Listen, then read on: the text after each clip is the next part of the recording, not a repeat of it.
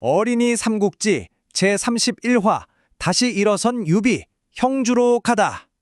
한편 조조는 원소 군대가 우왕좌왕하는 틈을 타서 전군 추격하라 하고 맹렬하게 뒤쫓았어요.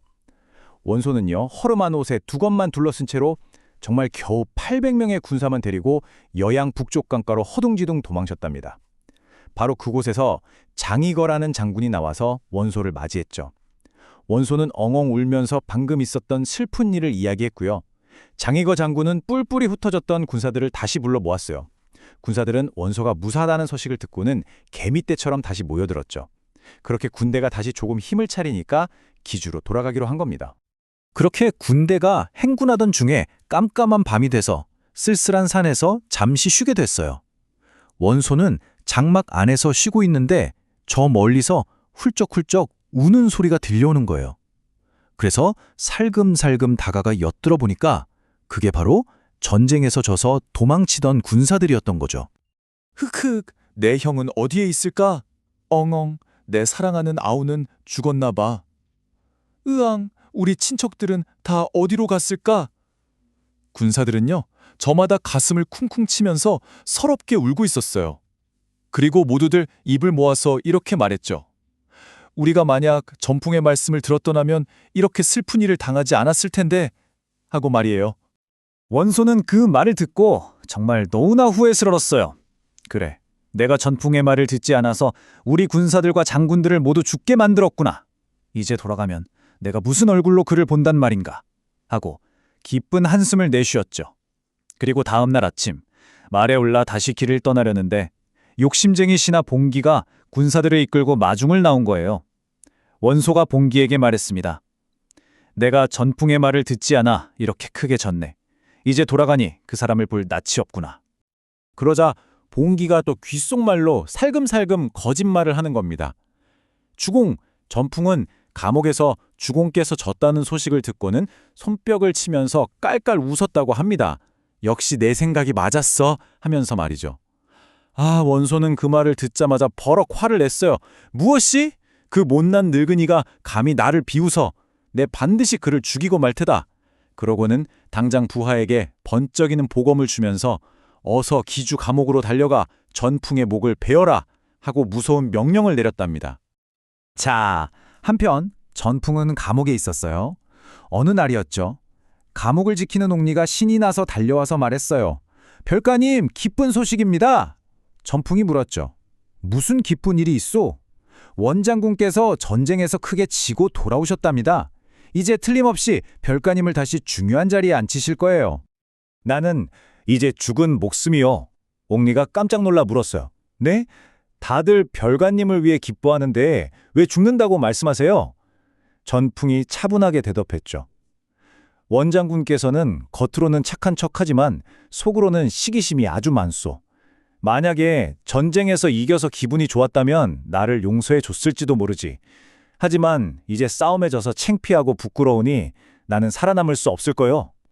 옥리는 그 말을 믿지 않았어요. 하지만 바로 그때였습니다. 원소가 보낸 사자가 보검을 들고 와서 전풍의 목을 베려고 하는 게 아니겠어요? 옥리는 그제야 깜짝 놀랐죠. 전풍은 아주 담담하게 말했습니다. 나는 내가 이렇게 죽을 줄 이미 알고 있었어. 그 모습을 본 옥리들은 모두 훌쩍훌쩍 눈물을 흘렸어요. 그리고 마지막 말을 남겼습니다. 사나이 대장부로 태어나서 내가 섬글 주인을 제대로 알아보지 못했으니 참으로 어리석었구나. 오늘 죽는다고 한들 무엇이 아깝겠는가.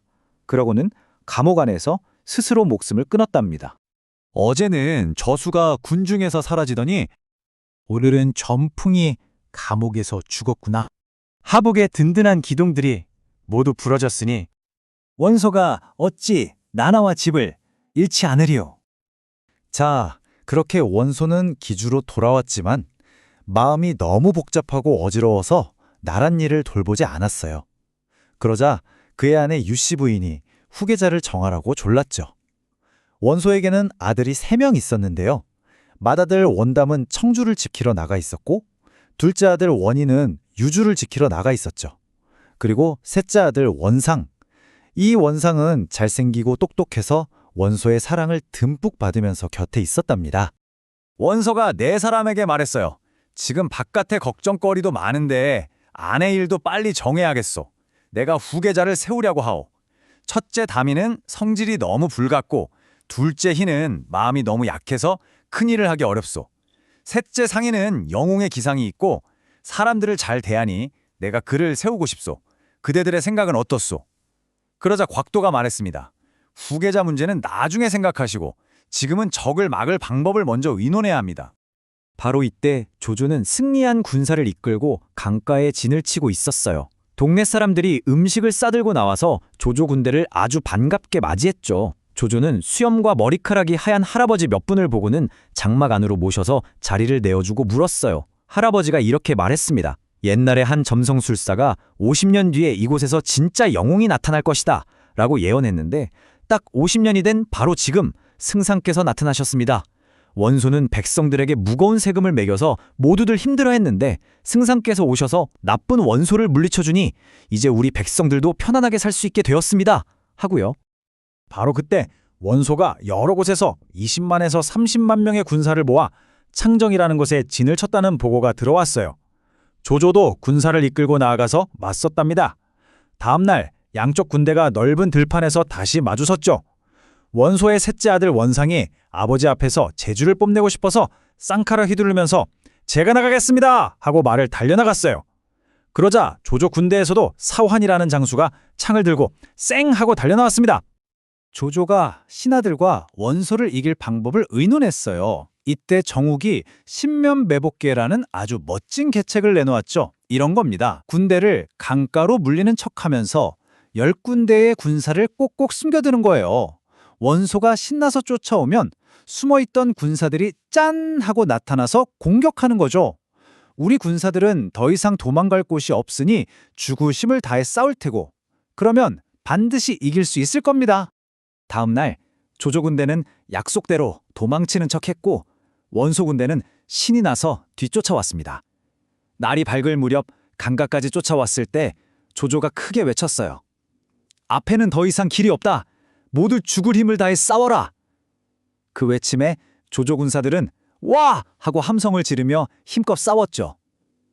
허저 장군이 앞장서서 수십 명의 적장을 베어버렸어요. 원소 군대는 이런 갑작스러운 공격에 크게 놀라서 허둥지둥 도망치기 시작했는데요. 가는 곳마다 조조의 복병들이 나타나서 길을 막았답니다. 겨우 깨어난 원소는 입에서 피를 토하면서 탄식했어요. 내가 수십 번 싸웠지만 이렇게 비참하게 진 적은 없었는데 하늘이 나를 망하게 하려는구나. 너희들은 각자 고향으로 돌아가서 조조 도적과 끝까지 싸워라. 원소는 아픈 몸을 이끌고 귀주로 돌아갔고 아들들도 각자 흩어졌답니다. 자, 한편 조조는 창정에서 크게 이긴 후에 기주를 공격하려고 했어요. 바로 그때 순욱에게서 편지가 왔습니다. 유비가 연암에서 큰 군대를 모아 허도를 공격하러 옵니다. 빨리 군대를 돌려서 막으셔야 합니다. 조조는 이 소식에 깜짝 놀라 군대를 이끌고 연암으로 달려갔어요. 그리고 우리의 주인공 유비는 관우, 장비, 조은과 함께 허도를 공격하러 가다가 조조 군대와 딱 마주치고 만 거죠. 큰일 났어요. 유비에게는 나쁜 소식만 연달아 들려왔습니다. 관우도 장비도 모두 조조 군대에게 포위되었다는 소식이었죠. 유비는 조은과 함께 밤을 틈타서 겨우 도망쳤어요. 그런데 앞으로 가다 보니까 이번에는 장합이 길을 막고서 유비는 항복하라! 하고 소리치는 거예요. 뒤에서는 또 고람이 나타났고요. 유비는 절망하며 외쳤습니다. 하늘은 어찌하여 나를 이토록 힘들게 하시는가? 차라리 죽는 것이 낫겠다. 유비가 칼을 뽑아서 스스로 목숨을 끊으려고 할 때였어요. 유벽이 제가 길을 열겠습니다 하며 고람에게 달려들었지만 3번도 싸우지 못하고 죽고 말았어요. 유비가 그렇게 절망에 빠진 순간이었어요. 갑자기 고람의 군대가 웅성거리더니 한 장수가 번개처럼 나타나 창을 휘둘러서 고람을 쓰러뜨렸습니다. 네, 바로 우리의 영웅 조자룡, 조은이었답니다. 조은은 장합과도 30번 넘게 싸워서 물리치고 마침 나타난 관우, 관평, 주창과 힘을 합쳐 길을 열었어요. 그리고 나중에 장비도 무사히 돌아와서 모두 다시 만날 수 있었답니다.